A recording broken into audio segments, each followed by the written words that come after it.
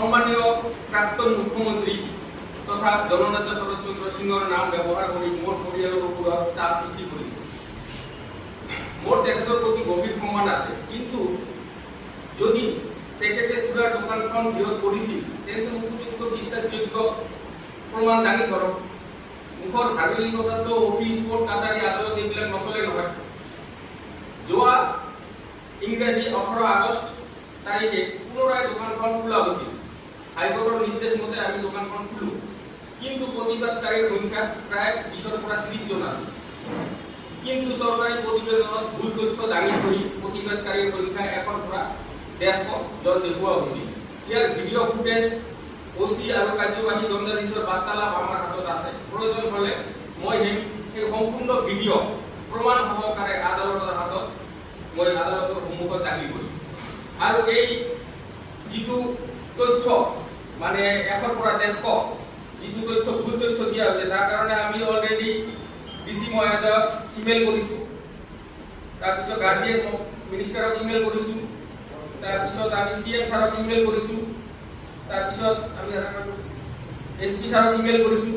এই ভুল তথ্য দাঙি ধৰাৰ কাৰণে আমি এইটো লক্ষ্য কৰি আছো যে সৰকাৰিভাবে মানে প্ৰশাসনিকভাবে এইটো কি হয়। এই আমাৰ এই মঞ্চৰ ওয়াৰ্কিং সভাপতি মানে কাৰ্যকৰী সভাপতি মোহাম্মদ শেখ হেদায়তুল্লাহ অভিযোগ কৰিছে যে মই আৰু মোৰ পুত্ৰৰ দ্বাৰা চাপৰত যিবোৰ অবৈধ সুগাৰ ব্যৱসায় চলি আছে এইবোৰ মই আৰু মোৰ পুত্ৰৰ দ্বাৰা নিয়ন্ত্ৰিত হৈ আছে।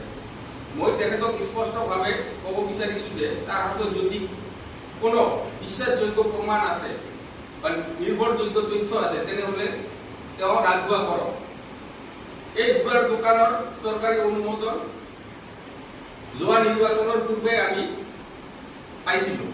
নিৰ্বাচনেৰ পূৰ্বে দোকানখন খুলিব পৰা গলহেঁতেন, কিন্তু আমি আমার দলীয় প্রার্থীর কথা চিন্তা করি তার উপর যাতে কোনো ধরনের বেয়া প্রভাব নপরে তার বাবে আমি কি করিছো, মই সংবাদ মাধ্যমৰ নিৰপেক্ষতাক সম্মান কৰো। কিছুমান স্থানীয় ডিজিটাল সংবাদ মাধ্যমে বাৰে বাৰে প্ৰতিবাদকাৰীসকলৰ বক্তব্য প্ৰকাশ কৰা পৰিলক্ষিত হয়েছে, কিন্তু মোৰ পুত্ৰ লাইসেন্সি এতিয়ালৈকে আজিলৈকে কোনো ধৰণৰ তেখেতৰ বক্তব্য ল'বও বিচৰা নাই, ল'বৰ চেষ্টাও কৰা নাই, লোৱাও নাই আৰু ব্যক্তও কৰা নাই।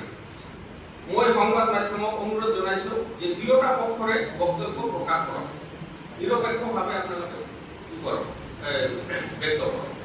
ন্যায়পালিকা আৰু আইনৰ শাসনৰ ওপৰত আমাৰ সম্পূৰ্ণ আস্থা আছে। সকলো বিষয় আমি আইনগতভাৱে আৰু উপযুক্ত মঞ্চত আগবঢ়াই লৈ যায়।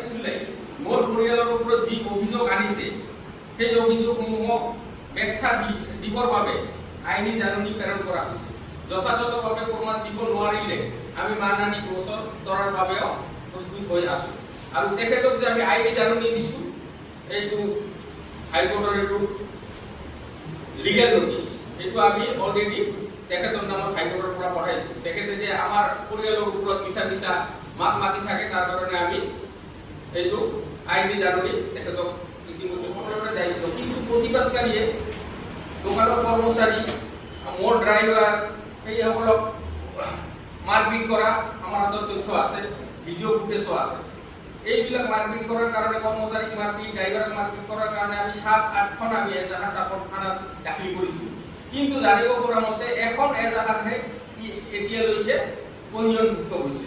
তাৰপিছত আমি উপযুক্ত ন্যায় পোৱাৰ বাবে আদালতৰ কাষ চাপিবলৈ মই চাপত সৰু সকালো সৰু সৰুী এটা তোমাৰ সৰু ল'ৰাই চিৰিয়াছ না চাপৰত এটা আমি ওৱাইন শ্বপৰ লাইচেঞ্চ মোৰ সৰু ল'ৰাই প্ৰাপ্ত কৰিছে, কিন্তু এই লাইচেঞ্চটো আমি যেতিয়াই খুলিব যাওঁ হিংসামূলকভাৱে কিছুমান ব্যক্তি আছে নিজৰ স্বাৰ্থপূৰণ কৰাৰ বাবে এইটো মানে আমাক বাৰ প্ৰতিবাদ কৰি বন্ধ কৰি দিয়ে।